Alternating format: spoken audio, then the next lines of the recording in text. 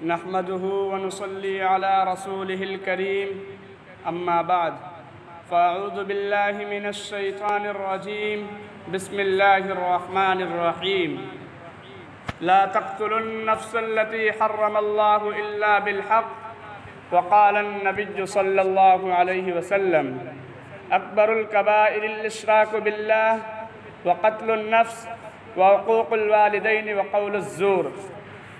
رلاتی ہے تیری حالت اے مسلمان مجھ کو، رلاتی ہے تیری حالت اے مسلمان مجھ کو، کہ عبرت خیز ہے تیرا فسانہ سب فسانوں میں۔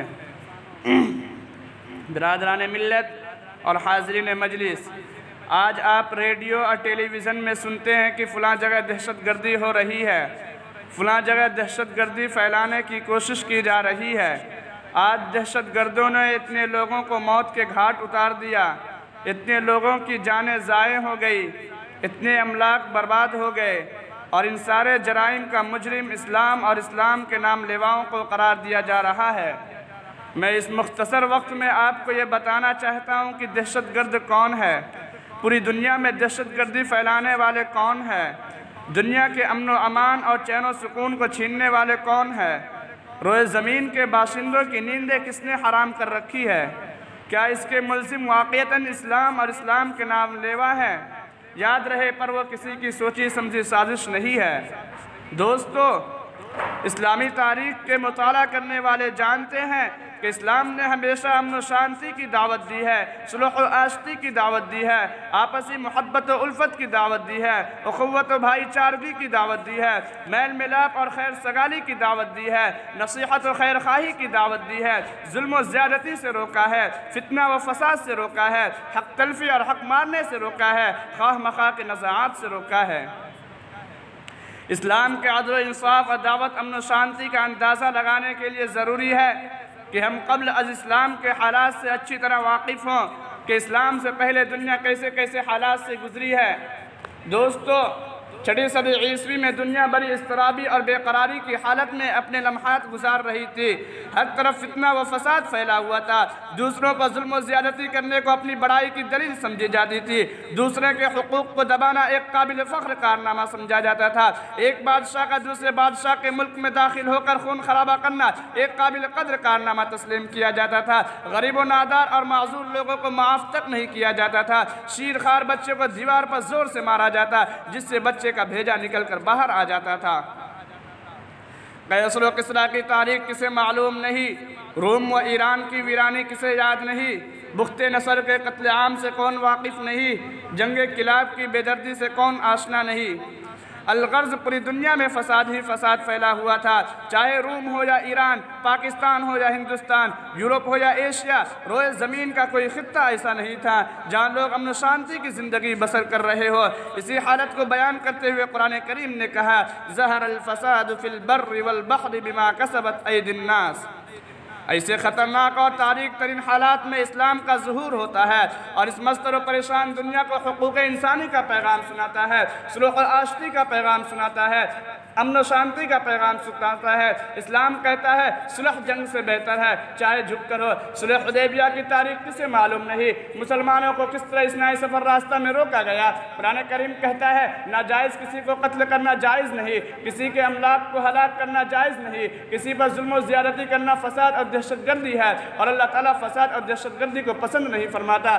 قرآن کریم کی ایک آیت امن کی دعوت دیتی ہے اور دہشت گردی سے روکتی ہے، لیکن آج میڈیا کے ذریعے اسلامی تعلیمات کو مسخ کرنے کی کوشش کی گئی، اسے دنیا والوں کے سامنے بدنام کیا گیا۔ جو امن و شانتی کا داعی تھا اسے دنیا کے سامنے مجرم بنا کر پیش کیا گیا، لوگوں کو اس سے نفرت دلائی گئی۔ لیکن میں پوچھتا ہوں کہ اسلام کو بدنام کرنے والوں، اگر اسلام ایک دہشت گرد مذہب ہے تو نبی صلی اللہ علیہ وسلم کے زمانے میں دہشت گردی کیوں نہیں، ابو بکر رضی اللہ عنہ کے زمانے میں دہشت گردی کیوں نہیں، عمر فاروق رضی اللہ عنہ کے زمانے میں دہشت گردی کیوں نہیں، عثمان غنی رضی اللہ عنہ کے زمانے میں دہشت گردی کیوں نہیں، علی حیدر رضی اللہ عنہ کے زمانے میں دہشت گردی کیوں نہیں، خلافت بنی امیہ کے زمانے میں دہشت گردی کیوں نہیں، مغلیہ سلطنت کے زمانے میں دہشت گردی کیوں نہیں، جبکہ ان کے پاس طاقت و قوت تھی، وہ دنیا کو و بالا کر سکتے تھے، لیکن آج جبکہ وہ کمزور ہو چکے ہیں، ان کی حکومتیں ختم ہو چکی ہیں، وہ محکومی اور مفلوق الحال زندگی بسر کر رہے ہیں، ان پر دہشت گردی کا الزام کیوں لگایا جا رہا ہے؟ کیا اس کے پیچھے کوئی سوچی سمجھی سازش اور طے شدہ پلاننگ تو نہیں ہے؟ روئے زمین کے مسلمانوں کے خون سے ہولی کھیلی گئی، مسلمان عورتوں کی عفت اور عصمت کو پامال کیا گیا، ان کی آبرو ریزی کی گئی، ان کے دامن حیا کو تار تار کیا گیا اور کیا جا رہا ہے، لیکن کہیں سے اس کی بندش اور روک تھام کی آواز نہیں اٹھ رہی ہے۔ میڈیا میں کبھی یہ نہیں کہا جاتا کہ ان پر ظلم و زیادتی ہو رہی ہے، ان کے حقوق پامال کیے جا رہے ہیں۔ یہودی اور عیسائی کے لعاب دم کی قیمت ہے، مسلمانوں کے خون کی کوئی قیمت نہیں ہے، اور اس پر ظلم بالائے ظلم یہ ہے کہ میڈیا میں اسے مجرم و خطا کار بنا کر پیش کیا جاتا ہے۔ لہٰذا پہلے یہ طے کرو کہ دہشت گردی کسے کہتے ہیں۔ کیا جان و مال کی حفاظت کا نام دہشت گردی ہے؟ عزت و آبرو کی حفاظت کا نام دہشت گردی ہے؟ اپنے وطن سے محبت رکھنے کا نام دہشت گردی ہے؟ اپنے وطن پر قربان ہونے کا نام دہشت گردی ہے؟ جائز حقوق کے مطالبہ کرنے کا نام دہشت گردی ہے؟ ظلم و ستم کے خلاف آواز اٹھانے کا نام دہشت گردی ہے؟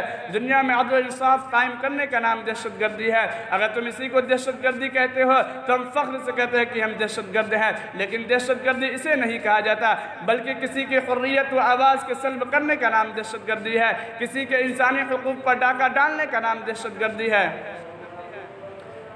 آؤ اسلام پر دہشت گردی کا بہتان لگانے والوں، اب بتاؤ کہ بوسنیا میں دہشت گردی کس نے پھیلائی؟ بلقان میں دہشت گردی کس نے پھیلائی؟ سوڈان میں دہشت گردی کس نے پھیلائی؟ ابھی حال ہی میں افغانستان میں دہشت گردی کس نے پھیلائی؟